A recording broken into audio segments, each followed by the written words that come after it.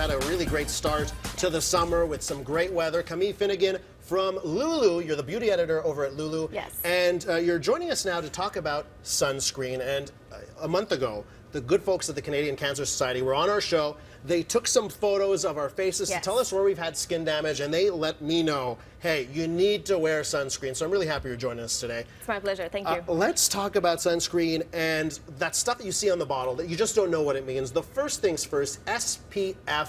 What does it mean? What does it do? Why does it matter? Yes, so SPF stands for Sun Protection Factor, which is a measure of how well the sunscreen deflects the UVB rays. Now, dermatologists agree you should be wearing an SPF of at least SPF 30, which protects you from about 97% of the rays. Now, no sun can block 100% of them. So you need to be very careful and stay in the shade during the peak hours, and also reapply very often, about every 2 hours, especially if you're outdoors and swimming or sweating. Also, clothing adds a good layer of protection on the skin, so that's good to know. And speaking of clothing, that's a question that I always have is like, when do I put it on? Before, post? Like, what's the best time to put on the sunscreen? Right. So you need to put your sunscreen on before you put your clothes, so you cover all the areas of the body. Also, you need to, don't forget, behind the ears, around the eyes, lips, décolletage, and hands, where the skin is really delicate.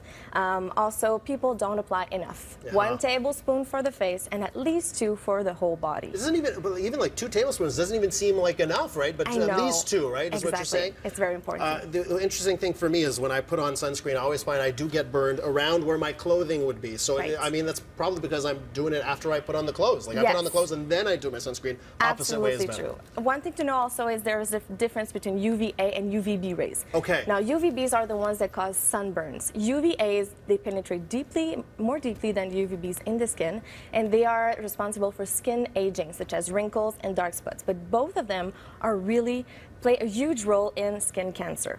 So in addition to looking for a high level of SPF, you want to reach out for the label broad spectrum, which is designed to protect you from both rays. Okay, and are there some out there that don't have both? Is that why you need to look? Right now on the market, most of them or all of them do have the broad spectrum label, which is what we're looking for. Question I get a lot when it comes to sunscreens is the different types, because there is those, those goopy creams that some people like because you can see where they're going on. Absolutely. But they're not, I don't know, fun is maybe not the right word, but they're not easy to put on. So what are some of the other options? You got a full spread here. Absolutely. So you have the lightweight fluids for the face. They are really easy to apply, and they leave a little bit of a matte finish, which is good for an everyday use. Also, some of them are tinted, like the orange one from L'Oréal Paris. This is good because you can switch up your foundation for this one during the summer.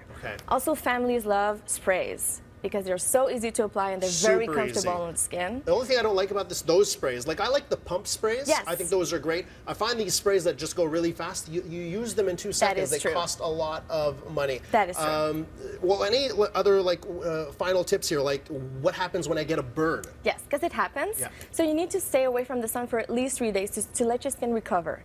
And also remember that the sun rays go through patio umbrellas, they reflect off sand and water, so you need to be careful. And also, if you want to soothe the area, you apply an after sun lotion or a really good thick layer of moisturizer. Great, thank you so much. Camille Finnegan, beauty editor at Loulou, thank you so much for joining us, filling in with those tips. There's Loulou right there on your screen.